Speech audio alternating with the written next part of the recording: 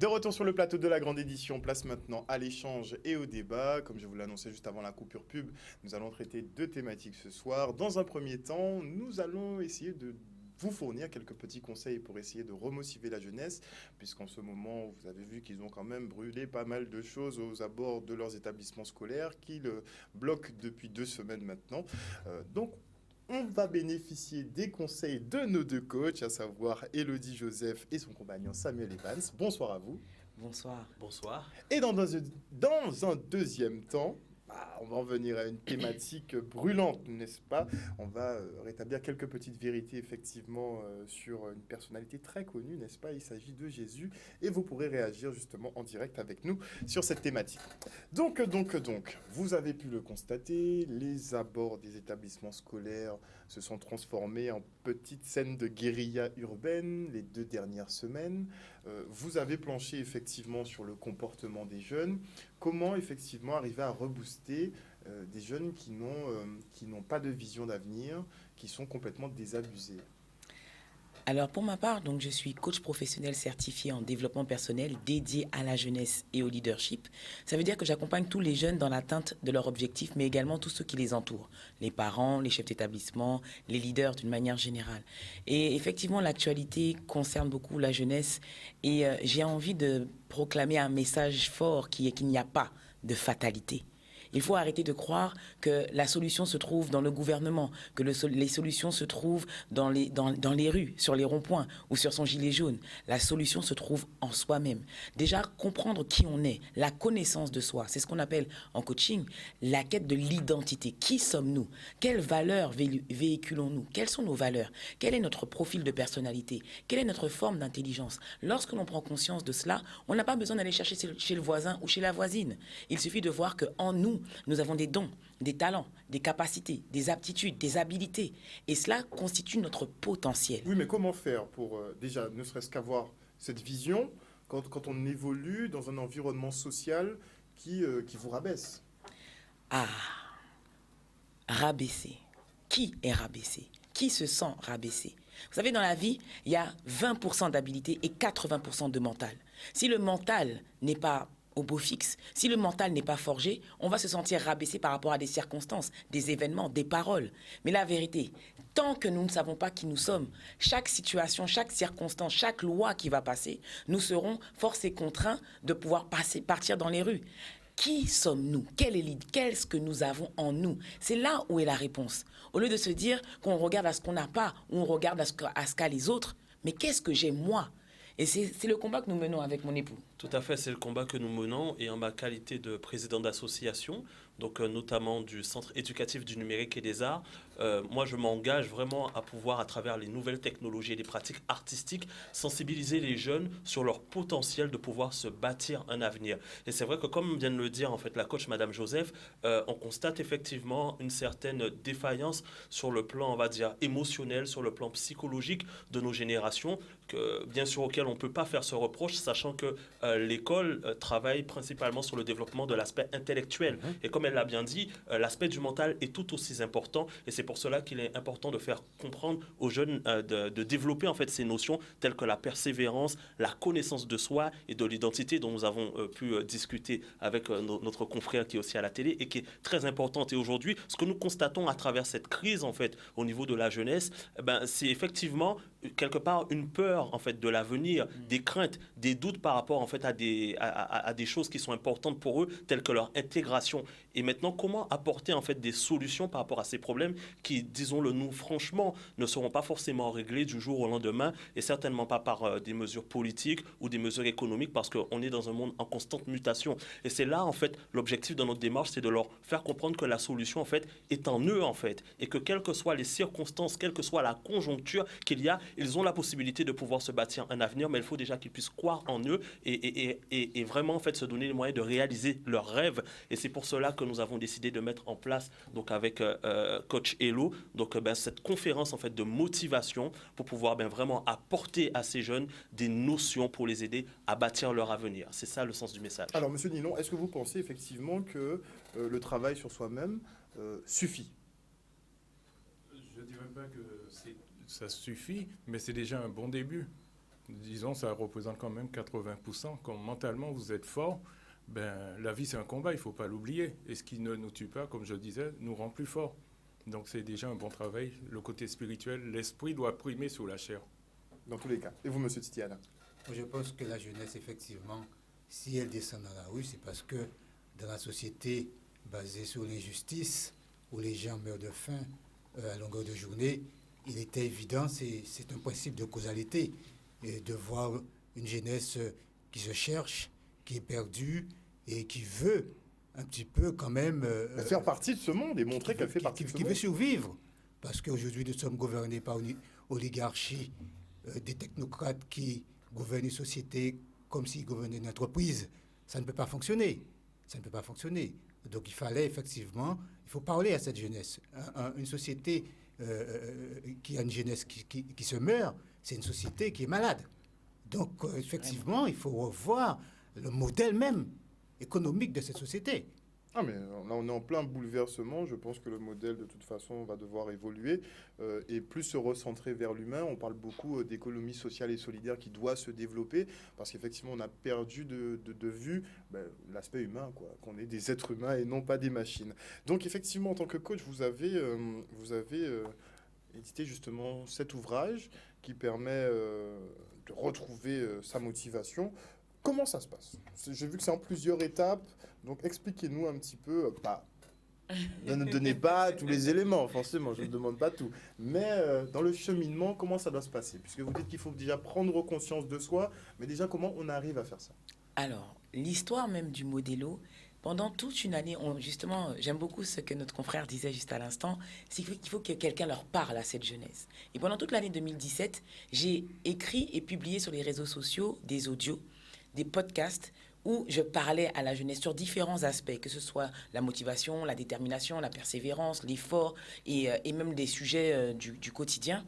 Et j'avais à cœur, parce qu'on dit que les paroles s'envolent mais les écrits restent, que ces écrits, en fait, ces textes que j'ai écrits à la base, qu'on puisse au moins les retrouver quelque part, les recenser quelque part. Et donc, c'est la raison pour laquelle j'ai travaillé à la constitution de ce livre, mon premier ouvrage, mon premier bébé, le Modelo, le livre de motivation pour une jeunesse en action. Parce qu'il était temps que quelqu'un puisse dire à cette jeunesse que ton avenir n'est pas scellé entre 4 murs ou 4 planches. Que tu ne fais pas que naître et mourir. Entre-temps, il se passe des choses. Mais tu dois être responsable, conscient que ce n'est pas au dehors que ça se passe. La solution n'est pas au dehors. La solution, elle est en toi. Prendre conscience de soi, c'est prendre conscience qu'on n'a pas que des défis à relever. Je ne parle pas de défauts. Je parle de défis parce comment on relève les défis de sa personnalité. Qu'on a du potentiel, c'est-à-dire qu'on a des capacités. Que dans tel ou tel domaine, la forme d'intelligence que l'on a, que ce soit au niveau des images, que ce soit au niveau de la musique, que ce soit au niveau de notre corps, nous avons des capacités. Et c'est une forme d'intelligence. Ce qu'on n'apprend pas forcément à l'école. C'est pour ça que vous commencez directement chapitre 1, tu es un champion. Tu es Tout le un monde. champion. Tout le monde a son champion qui réside en lui. Tout le monde est champion. Voilà l'identité en fait de la personne.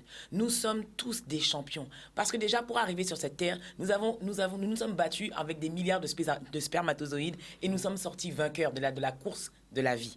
Déjà de base, nous sommes des champions. Voilà l'identité que nous sommes. Nous ne sommes pas des perdants, nous ne sommes pas des échecs, nous ne sommes pas des erreurs. Nous sommes des champions. Maintenant, comment développer cette mentalité de champion?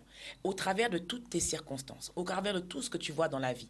Même si ton prof, il ne te plaît pas, ta mère, t'aurais voulu en avoir une autre, ton père, il est parti. Quelle que soit la situation que tu as pu vivre, il y a une leçon pour toi. Tu dois pouvoir la transcender, la transformer pour en créer un fruit de motivation.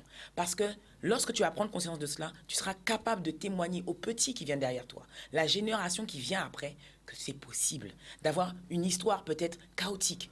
Peut-être tu es le fruit d'un viol. Peut-être que voilà, tu n'as pas eu la cuillère en argent dans la bouche lorsque tu es né. Mais par ton témoignage, tu es capable d'encourager quelqu'un. Tu es capable de transformer la vie de quelqu'un. Quelqu'un qui était peut-être sur le point de se suicider parce qu'en vérité, tu as passé les mêmes travers que lui, mais tu es capable de lui dire non. Si moi, je suis là, toi aussi tu peux le faire. C'est possible. Et c'est ce que j'ai voulu faire au travers de cet ouvrage. J'ai une tête, 2 bras, 2 jambes. J'ai juste décidé de porter un message. Et il y a un message en toi. Découvre-le. Qu'est-ce que tu veux dire au monde? Tu peux laisser une trace sur la terre. Comme j'aime dire, on n'est pas que des voyageurs. On peut laisser une trace. Il y a tant de cimetières qui sont remplis avec des entreprises, tant de cimetières qui sont remplis avec des livres non publiés. Tu es capable de laisser toi-même jeune quitter le quartier dans lequel tu es, entrer dans les grandes écoles. Il n'y a pas de chemin tout tracé. Et on peut avoir des Il n'y chemins a pas de de chemin traverse. tout tracé, mais là, Non. la jeunesse a vraiment l'impression, en fait, comme disait M. Titiana, qu'il y a une injustice, en fait, latente. Et quand, même si on a certaines potentialités, qu'on ne peut pas justement les exprimer parce que le jeu, en fait, il est biaisé, que les dés sont pipés, en fait. Il y a beaucoup de jeunes qui se sentent frustrés parce qu'ils ne se trouvent justement pas à leur place, ils sentent qu'ils peuvent briller, mais comme on est par exemple dans un système de copinage, de filon, de choses comme ça, ils ne peuvent pas l'exprimer. Donc il y a aussi ces jeunes qui sont frustrés, ceux qui ont conscience du fait qu'ils soient un champion, mais qui sont quand même frustrés par l'environnement. Là, je pense qu'on a un témoignage excellent à côté. Absolument. Donc, comment faire pour évoluer dans un environnement qui est contraignant, où on se sent enfermé et dans lequel on n'évolue pas? Ben justement, la réponse qu'on apporte à cela, ben c'est le coaching. C'est le fait de pouvoir se faire accompagner. Parce qu'aujourd'hui, on bénéficie vraiment d'un avantage qui est celui de la technologie et qui nous permet, quel que soit là où on est, d'être en contact avec des personnes qui sont inspirantes. Et si c'est vrai, il y a quelque chose vraiment à pouvoir transmettre comme valeur actuellement ici dans notre Guadeloupe, qui existait déjà en temps, mais qui aujourd'hui tend à se perdre, c'est celui en fait du mentorat, de la reproduction, c'est-à-dire de l'accompagnement, du conseil. C'est-à-dire que lorsqu'on a atteint un certain niveau dans la vie, de pouvoir transmettre aussi le flambeau à d'autres. Et c'est vrai que je suis vraiment émerveillé de voir des personnes qui poursuivent dans ce sens. Notamment, on en discutait encore avec notre confrère qui nous expliquait comment, en fait, une simple parole d'encouragement, de valorisation a pu, en fait, changer la vie d'un jeune au point qu'il puisse se donner des objectifs pour pouvoir se bâtir. Et c'est vrai que ça peut paraître utopiste ou poétique de dire cela, mais c'est tellement vrai qu'il suffit d'un mot pour pouvoir transformer une vie. Il suffit d'avoir autour de soi une seule personne qui croit en nous, en ce qu'on est capable de faire pour pouvoir tout simplement oublier ce qu'on n'a pas et se concentrer sur ce qu'on a pour pouvoir transcender en fait les frontières qui aujourd'hui en fait nous limitent. Vous soulevez un point qui est primordial, justement faire confiance à cette jeunesse. Est-ce que vous trouvez qu'on leur fait confiance? C'est-à-dire qu'aujourd'hui, il faut comprendre vraiment les enjeux. Vous me permettez d'avoir une voix un peu cassée ce soir. L'enjeu est de taille. On ne fait pas de la politique pour de la politique. On n'est pas parachuté en politique. La politique, c'est une fonction noble. Dans l'Égypte ancienne, Pharaon était le premier politique. Mais un politique qui vivait de Maat, dont le titre de mon ouvrage, Matocratie, le pouvoir de Maat. Donc, la politique... Il faut expliquer ce qu'est le pouvoir de Maat pour ceux qui ne savent pas. Oui, le pouvoir de Maat, j'ai eu l'occasion de le dire il y a 2 ans, ici même à Canal 10, ça veut dire que c'est comme la démocratie. Matocratie vient de cratie, qui est pouvoir de Maat. C'est-à-dire qu'en Égypte pharaonique, tout était soumis à Maat, à la justice et à la vérité, à la rectitude, à tout ce qui est juste. Il faut avoir la notion de justice et de justesse. Donc aujourd'hui, effectivement, quand vous regardez une société qui se meurt, une société où on confond développement, évolution matérielle et évolution spirituelle, donc il y a de quoi s'alarmer. Donc la transmission, on n'est pas bon au niveau de la transmission. On n'est pas bon du tout. On est complètement à l'opposé même des valeurs cardinales. On est complètement à l'opposé. Donc c'est d'où l'urgence de revoir cette société, de remodeler cette société basée sur vraiment des valeurs justes, basées sur la Maat. En Allemagne, ils ont commencé déjà, les Allemands. Ils ont compris que maintenant que la société occidentale, c'est une société qui est complètement catastrophique. Il faut dire les choses telles qu'elles sont, sans aucune compromission. Donc, forcément. Donc c'est une société, effectivement, où c'est la mondialisation où tout s'achète, où tout se vend. On peut pas continuer comme ça, on peut pas fonctionner. Donc en attendant, même si l'homme a un règne animal, mais l'homme n'est pas animal. On est censé effectivement surpasser l'animal, mais là en ce moment, on est en plein dedans, mais peut-être on a descendu peut-être même au-dessus même de l'animal, parce que l'animal même peut-être, mettons, on peut dire que l'animal raisonne, mais l'homme humain, bon, c'est l'appât du gain. C'est tout ce qui est futile, les futilités, c'est l'aspect moral, c'est le spirituel. paraître, tout est dans le paraître quand vous regardez. Si j'ai pas une grosse voiture, on ne me regarde pas. Si j'ai pas, je ne sais pas. Mais il faut sortir justement. Il faut les sortir. jeunes Il faut, de non, ces il faut schémas. sortir. C'est un cercle vicieux. Il faut sortir de ce schéma-là. Mais pour sortir de ce schéma-là, il faut effectivement revoir le modèle de société. Et qui dit modèle de société, c'est retourner à l'Égypte ancienne. C'est presque... Enfin, retourner à l'Égypte ancienne, il y en a beaucoup qui seraient heurtés par ça, mais à des modèles, un des modèle modèles qui étaient pratiqués de l'Égypte. J'ai eu justement l'occasion de dire qui sont de ici. l'Égypte ancienne. J'ai eu l'occasion de dire ici. Contrairement aux idées reçues, la société égyptienne n'a jamais été une société esclavagiste. En fait, je l'ai on va y démontré. venir, puisque le mot esclavage de Donc, toute façon donc n'existe voilà. pas en égyptien. Là, on a des scientifiques comme M. Milon justement qui font de plus en plus de recherches sur toutes ces questions. Mais avant d'en venir justement à Jésus, qui semblerait-il est passé par l'Égypte, mais on a un petit débat à faire là-dessus, autre que celui-là. Bon, on va y venir, chers téléspectateurs, prenez votre mal en patience. Moi, je vais en revenir justement à cette jeunesse, puisqu'on doit sortir de cette société matérielle, mais selon vous, donc, il ne faut pas attendre que ce changement arrive, il faut essayer de l'opérer directement sur nous-mêmes, et après, peut-être qu'en découlera un changement, une évolution sociétale. On est Absolument, absolument. Il y a un dicton qui dit que soyons le changement que nous voulons voir. Mhm. Et c'est vrai que pour cela, il est important d'avoir les bonnes informations au bon moment dans un monde actuellement où on a trop d'informations. Parce qu'aujourd'hui, il faut se le dire clairement, ce n'est pas compliqué d'accéder à la connaissance avec Internet et tout ce qui C'est existe vrai. en termes de ressources. Mais maintenant, sélectionner les bonnes pour pouvoir se construire un parcours, c'est là où ça devient complexe. Et comme je le disais aussi tout à l'heure, on insiste beaucoup effectivement sur une société qui est beaucoup dans la consommation, une société qui tend à mettre aussi peut-être beaucoup en valeur les aspects intellectuels, ce qui n'est pas une mauvaise chose, mais malheureusement pour lequel aussi il y a parfois un déséquilibre, et comme l'ont cité aussi nos confrères, dans le domaine en fait des valeurs, des relations humaines. Et c'est là où le bas blesse un petit peu dans les écoles. En même temps, on ne peut pas leur reprocher parce qu'ils ne peuvent pas tout faire, et c'est là où quelque part on essaie d'intervenir pour essayer de colmater cette brèche. C'est-à-dire qu'au-delà d'être tout simplement performant, voilà, sur des domaines techniques, mais d'être capable de développer aussi des habiletés psychologiques afin de pouvoir gérer la pression. Parce que qu'on le veuille ou pas, dans la société dans laquelle on vit, on sera confronté à des contraintes et il faut savoir les gérer, il faut savoir y réagir. Et c'est là où nous souhaitons vraiment accompagner ces jeunes et leur donner ces clés pour qu'ils puissent se bâtir un avenir. Parce que aussi, le jeune, quelque part, il reproduit ce qu'il voit. Exactement. Donc on ne peut pas leur reprocher d'avoir une attitude si nous-mêmes nous ne sommes pas ces modèles. Le mentorat. Il faut- Voilà. Exactement. Et c'est là que vient en fait l'aspect du mentorat et c'est là que vient aussi cet aspect de l'équilibre où, ok, on développe aussi l'intellect, mais on développe aussi l'intelligence Il y a émotionnelle. l'exemplarité aussi. Parce que Voilà, le mentorat, l'exemplarité. c'est une chose, mais il y a l'exemplarité aussi. L'exemplarité. Et d'où la notion de leadership que Madame Joseph va aussi aborder et qui est aussi fondamentale dans la conjugaison à l'accompagnement en fait, de la jeunesse. Donc voilà en fait le cadre dans lequel nous travaillons et c'est pour cela que le modélo vient pour pouvoir répondre à ce besoin, pour aider le jeune à réfléchir en fait sur son projet de vie. Parce qu'à l'école, on te dira de choisir une orientation, mais ce n'est pas à l'école qu'on te demandera qu'est-ce que tu veux devenir dans 10 ans ou dans 20 ans, quelle famille que tu as envie de bâtir, quelle entreprise que tu veux réussir, ou plutôt quelle société que tu veux demain. Et quelque part, en fait, ce livre vient vraiment apporter des réponses à ces questions, enfin, des réponses à ces questions que le jeune ne se pose pas, ou peut-être se pose, afin qu'il puisse en faire quasiment, en fait, un compagnon, un outil, dont il se rappellera toute J'ai sa vu que vie. vous avez laissé après chaque chapitre un espace de notes, Tout à fait. notation. Absolument. Parce que c'est le moment de rentrer en soi-même. Parce que comme je le disais en préambule, il n'y a pas de fatalité. Aujourd'hui, on se plaint de Parcoursup, ça nous enferme, on ne pourra plus choisir. Mais qui a dit que tu ne pourras pas choisir? C'est-à-dire que là, on te demande de te mettre dans une voie. Mais la vérité, c'est que tu n'es pas obligé d'y rester. Moi, à la base, je suis de formation comptable. J'étais responsable comptable pour une très grande société d'ici en Guadeloupe. Mais aujourd'hui, je suis coach. Et je me suis formée pour devenir coach. Il n'y a pas de fin en soi. C'est toi qui décides si tu termines ou si tu continues. Tu peux décider, comme moi-même, j'ai repris mes études à 30 ans. Je suis retournée sur les bancs de l'école. Mais qu'est-ce que tu décides, toi?